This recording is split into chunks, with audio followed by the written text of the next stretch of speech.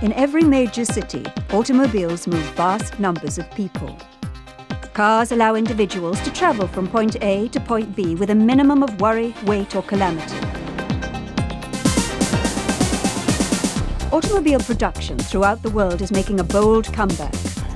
45 million passenger vehicles were sold in 1995 alone, and this number is expected to reach 55 million per year by the year 2000. And car advertisements still make for some of the best viewing on television. Our long-standing love affair with the automobile has never been more passionate. But there is a cost to the privilege of modern highway living. Lost productivity, global warming, and 500,000 roadway deaths each year.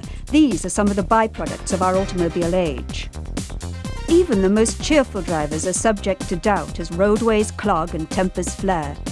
And although there never seems to be enough room for our cars, we have learned to be awfully patient. But when will we finally reach the breaking point? Several countries have made substantial progress in their fight against urban gridlock. In Holland, for example, separated bike and car lanes reduce accident mortality and improve conditions for that country's 4.5 million bike-riding commuters. And in order to quell life-threatening levels of pollution in Athens, Greece, the city banned all motor vehicles from the historic and commercial districts between the hours of 8 a.m. and 8 p.m. In Paris, Hamburg and Stockholm, construction of rail corridors have created compact and efficient land use, leading in turn to fewer cars and more walking and cycling. Many of these changes are made simply due to a lack of space and the concern for how often roadways take on the appearance of parking lots. One city, however, has steered away from motor vehicles, not because there were too many of them, but because there was not enough oil.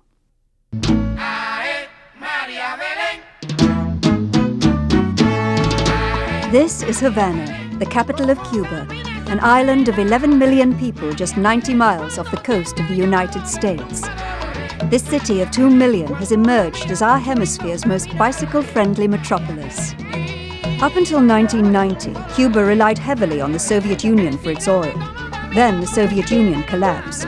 Within a period of months, Cuba's oil supply dropped by 80%, resulting in a virtual transportation standstill. And although many Cubans have remained devoted to these magnificent relics of American ingenuity, despite the US trade embargo, they soon realized things were going to have to change. We had to start thinking of ways to support and defend our country's economy, which included developing programs based on new alternatives that don't require using so many conventional energy resources.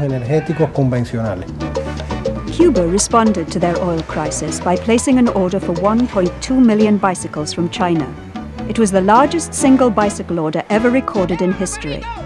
Soon millions of ball bearings, spokes, pedals and handlebars started arriving. En cada caja vienen 5 bicicletas. En lo fundamental, esta es la primera parte en cuanto al ensamblaje de la bicicleta. Lo otro, habría que pasar al taller de ensamblaje para ver la secuencia de montaje y lo que hacemos en general con la bicicleta. At one meeting we had, people were surprised when I told them that the bicycle was being used extensively in Holland and in other developed European countries. They were surprised because they associated bicycles with poverty and underdevelopment, or with countries that had no gasoline, couldn't import gasoline, or couldn't increase the number of motor vehicles. In June of 1988, I suggested the bicycle as alternative transportation for Havana, but people really didn't understand this, because back then they just didn't take the bicycle seriously. Despite many Cubans' doubts over the wisdom of using bicycles to solve their oil crisis, Cuba began to retool industry precisely for that purpose. Esto es un taller nuevo completamente. La maquinaria era maquinaria que teníamos de la fábrica de los autobuses. Y la hemos adaptado para la producción de la bicicleta. We had reached an economic emergency and found that the most serious problems were right here in the capital, where there were hardly any bicycles. City officials in Havana faced an extraordinary challenge. They would have to adapt the entire transportation plan for a city of 2 million people, essentially overnight. To implement this plan, the investment was minimal. Build 18 kilometers of bike paths, which cost very little. Set up bicycle repair shops. Set up assembly plants, which were well-established institutions with their respective alumni. And above all, so as not to become dependent on the importation of bicycles, we organized production of bikes in 5 factories throughout the entire country.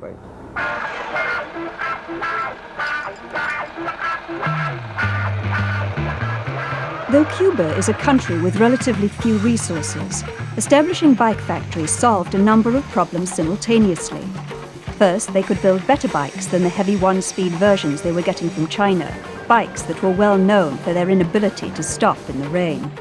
Second, workers at one of the bus factories wouldn't be losing their jobs just because their factory wasn't making buses any longer. And third, by building their own bikes, they were building their own export base.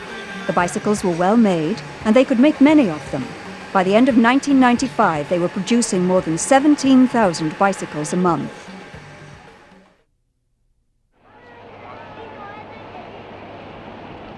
Lo ayuda a montar bicicleta desde el punto de vista de la salud, pero todos los días uno no tiene ganas de montar bicicleta. Entonces ahí viene el día que o que está lloviendo, o uno se siente mal, o tiene que ir a un lugar lejos. Y si no tienes un ómnibus o un automóvil, entonces es malo tener que salir obligatoriamente a la bicicleta. Tener que salir con una niña también a veces es un problema. Cuando uno tiene que subir una loma y la bicicleta no tiene un cambio de velocidad, pues pasa mucho trabajo. Simply increasing the number of bicycles was not all that was needed to make this massive transformation possible. Decades of oil consumption had fostered widespread bus and car dependency. And ever conscious of new signposts on the road to a better future, many Cubans feared this new two-wheeled, human-powered vehicle was a step in the wrong direction. We are working to achieve a transportation program. We are showing a number of short promotional spots 3, 4, 5 times a day on the television during our regular programming. TV spots, radio ads, publications and billboards promoted the bicycle as a means for solving economic and transportation problems. But there was a more fundamental benefit to riding a bicycle that countered some Cubans' age-old affection for the car. I think it's changed because it's not the same in a car. If you go in the car, you drive a car all the time.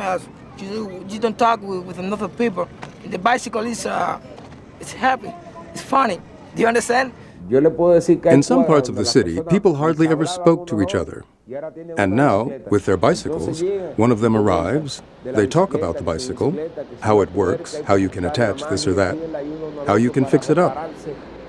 They ask each other for help with customizing the bike, how to make it easier to carry a package or another person. This isn't to say we've done it all perfectly.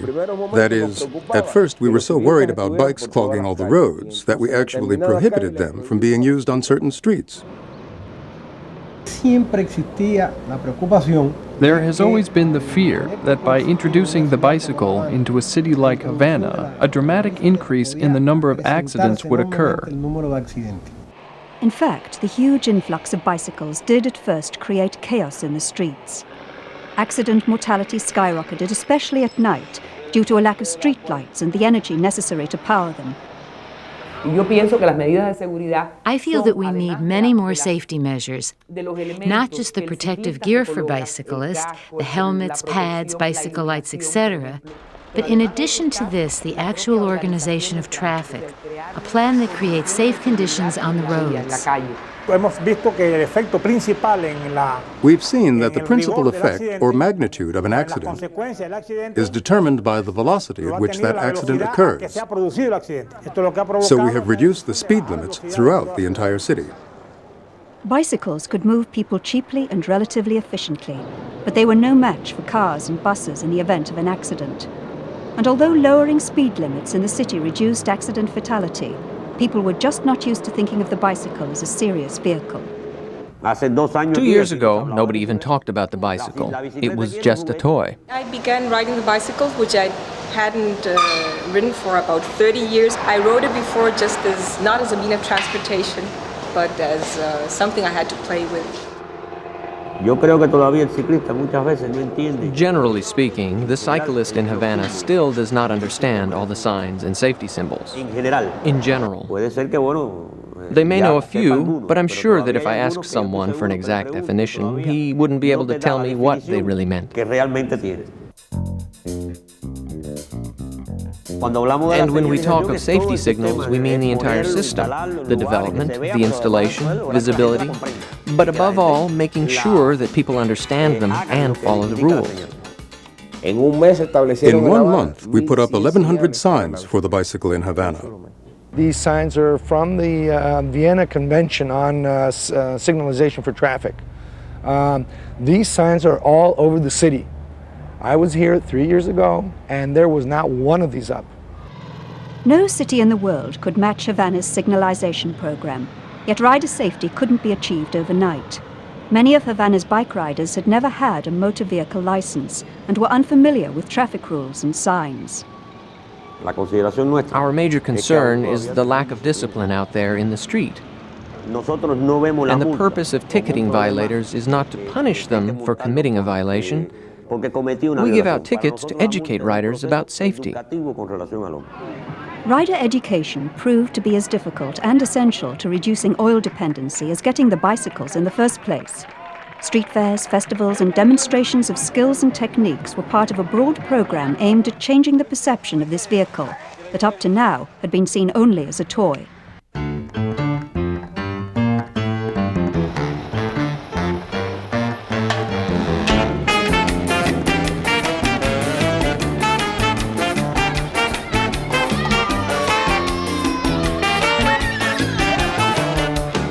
While the introduction of the bicycle steadily gained momentum as a modern social vehicle in Havana, much remained to be done to foster its viability as a vehicle for moving people from one side of the city to the other. Vast amounts of workers live outside the city, many on the other side of Havana Bay, creating a large population of commuters. As well, on weekends, many people venture to Las Playas del Este, the beaches of the east that lie across the bay from Havana.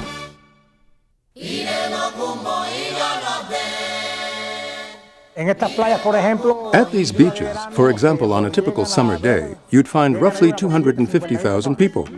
And in our preliminary transportation study, we found 250,000 people traveled here on Sunday. Let's assume that 1 in 3 people take their bike to the beach. That would be the upper limit. The city is 15 to 25 kilometers from the beach by road, a nice distance to go on a bike one way. But to return as well, forget it. Because going to the beach, you want to be happy, content. Having to do the whole trip both ways on a bicycle can be a bit long. Given this scenario, we also found that roughly 28,000 people would try to use the Bay Tunnel.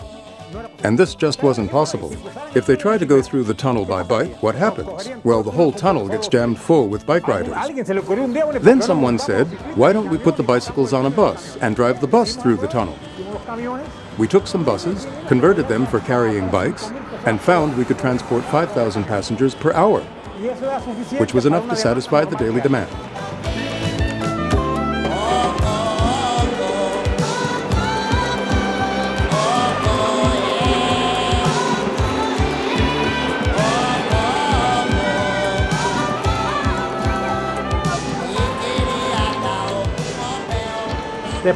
Then we said maybe we could cross Havana Bay by boat as well. So we started up a project for this purpose. Bike ferry. No ferry boat. Entonces, but it was very expensive, and we couldn't find any way to pay for it.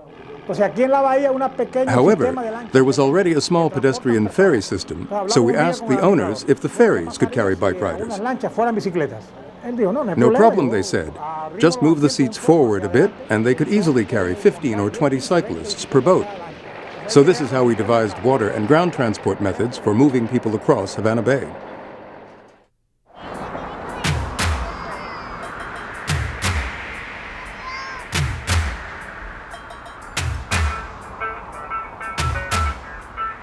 The rate at which this happened, the rate of production is unique in history. I think that same sort of, I don't know what to call it, I think I'd call it the Cuban factor, which is this agility and this capacity for innovation to respond to situations is really amazing. I mean, we've seen what they've done with their physical infrastructure, what they're thinking of in terms of education, training, so on and so forth.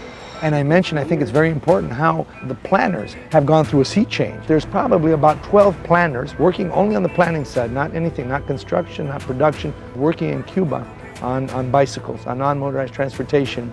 If you compare that, this is a country of about 10 million, with the U.S. that has, 25 times the population.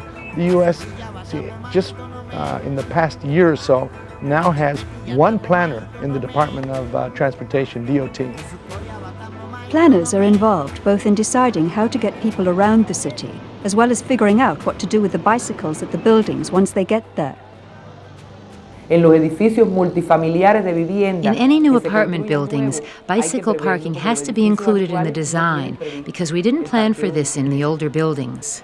In many European cities, their sidewalks are very wide, so pedestrians and cyclists can both use them. But even though our sidewalks are quite narrow, we have lots of streets, and the blocks are small enough. Many secondary streets can be designated bicycles only. One of the first attempts to separate bicycles from motor vehicles was at El Puente de Hierro, a bridge and main thoroughfare in the city. It was designated bicycle use only during commuting hours and was viewed as an important litmus test for the city's new plan. Many aspects of this new urban vehicle equation, rider safety, education, building design and separated roadways, solved problems of how to move people around within the city of Havana. But soon it was apparent that broader planning initiatives would be needed. Planners now had to consider the thing that produced commuters in the first place, namely the distance between workers' homes and their jobs. We need to create a balance between the industrial areas where people work and the residential areas where they live. So now, with the concept of job exchanges, for which we are offering incentives, people will look for jobs near their residences. And they'll find them because jobs similar to their current jobs exist closer to their homes. Several of the city's transportation initiatives had begun to take hold. More and more people were getting around on non-polluting, inexpensive and quiet two-wheeled vehicles. Havana had managed to cover a great distance in a relatively short period of time, surpassing many other cities in the race away from congestion, noise and pollution. Yet most of the rest of the world still hadn't seen what was pedaling down Havana's streets. In April 1993, Havana hosted an international conference called Cycles, Options for the 21st Century. Here, planners, engineers, inventors and enthusiasts from around the world convened for nearly a week to share ideas, present papers and explore new dimensions of non-motorized urban renewal. We were genuinely motivated by one thing, that the massive introduction of the bicycle be a positive change in the lives of Cuban people. George Bliss, an inventor from New York City, showed human-powered vehicles made of plastics, spare parts and other people's trash, as well as new uses for inflatable materials. We can design vehicles which are more practical and convenient, more beautiful, safer, and more fun than traditional motor vehicles. Other participants gave data showing pedal motion physics, studies of helmet use, and new developments in architectural design. We began to get more deeply involved in everything related to the bicycle and to develop whatever infrastructure was necessary for the increase in bicycle use. Cuban television interviewed the owner of a bicycle factory from Spain. ¿Qué opina usted de la forma en que los cubanos hemos tomado la bicicleta? Pienso que para nosotros, para los que estamos en el primer mundo, tenía que ser un ejemplo a seguir. De hecho, en este congreso se están viendo una serie de logros que se han conseguido en Cuba que no se han conseguido en ningún país del resto, ¿no?, del mundo. We are an example because of our situation, but there are many positive examples of using the bicycle as an alternative mode of transportation, like in Canada and Holland. They have many solutions that we can learn from. I see that they do what we want to do in the Netherlands. Ton Wellerman, a project leader at the Ministry of Transport in the Netherlands, spoke to the conference about issues such as safety, resource use and global trends. All over the world, 50% of trips is not longer than 5 kilometers. And the trips can be made easily by bike. Until now, the World Bank, in most cases, was financing programs for railway systems and for car traffic. The change now is that they realize that a lot of developing countries need buses and bicycles because of the flexibility of the systems, and also to avoid pollution within the cities, because that's a very important problem. The desire to reduce pollution represents no small challenge to the auto industry, which is counting on cities in Latin America, Eastern Europe, and especially Asia to fulfill demand for new car markets. That the World Bank's policy underscored the need to reduce pollution in developing countries no doubt encouraged those conference participants from wealthier industrialized centers. Rich or poor, it seemed, the debate is the same. Invest in cars, highways and parking lots, or invest in bicycles, urban design and clean air. But Cubans themselves were less worried about the international automobile lobby. They reflected on their own journey as they discover new pathways the bicycle has unintentionally navigated. It has been said that one thinks in much the same way that one lives. But you could also say that the way you travel influences the way you live. With the bicycle, as many communal habits have evolved as have individual ones. Bread is distributed, for example. A TV is taken to the repair shop and the dog taken to the vet. But beyond the activity itself, the bicycle develops a new solidarity. Just by giving a ride on the back to a friend or a neighbor or a buddy from work who doesn't have a bike or cannot ride one. And you can even see some women who are carrying their pareros, the name we give to those who ride on the rack, in back, where they sometimes remain backseat drivers.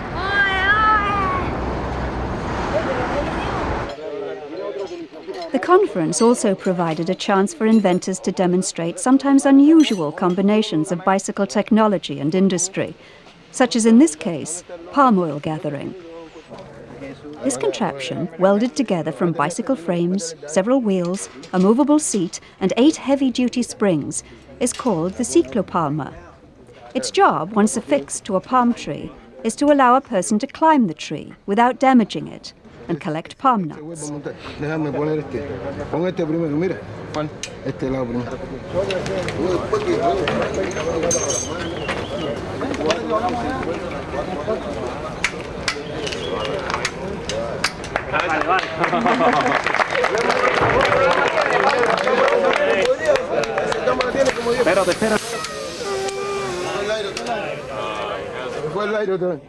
Though the cyclopalma faltered on its maiden voyage, foiled by the forces of gravity and old inner tubes, it proved nonetheless that Cuba's future would not be limited by standard motor-centric ingenuity.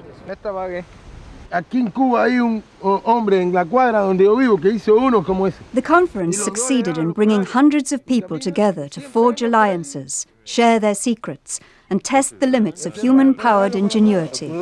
Tell him it's made from garbage. The only real obstacle they faced was that of conventional wisdom, and this they were determined to conquer. Así que, celosa, ¿no? Allá tú.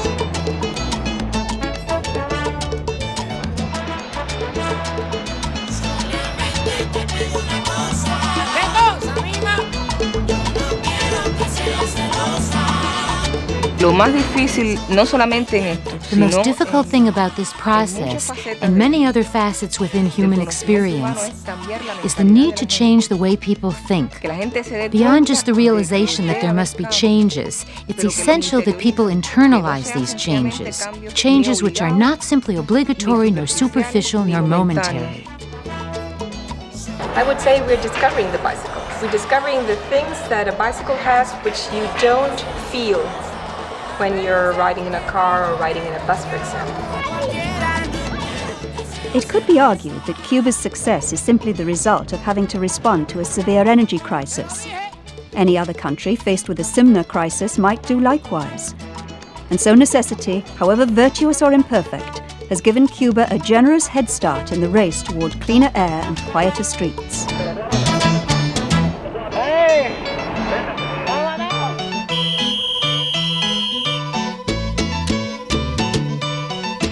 Yet in the end, Cuba's ability to adapt quickly and creatively to an oil shortage may mean little to the great and powerful cities of the world.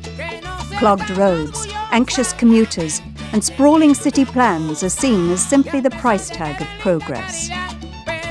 And now, in Cuba, as tourism and foreign investment increase oil and motor vehicle use, will the bicycle be abandoned by the very people it rescued during the crisis? I myself think that even when the special period ends, which I think it will end, I think I'll continue riding the bicycle. I think I had this experience and I like it very much. Perhaps it is a mistake to overlook Cuba's promise too hastily. Perhaps there is still time to catch up to the most efficient means of propulsion ever created on this planet. After all, it's rare to find anyone who argues in favor of darkened skies, cluttered freeways, and reliance on some distant country's oil reserves. Ahora sí, voy para Martín Moncada, en Santiago de Cuba. Yo creo que ahora sí hay más mujeres que montan bicicleta. Para ir al trabajo, llevar a la niña al círculo y ir a mi casa. Para todo. Es mi carro. Es tu carro. Es mi carro.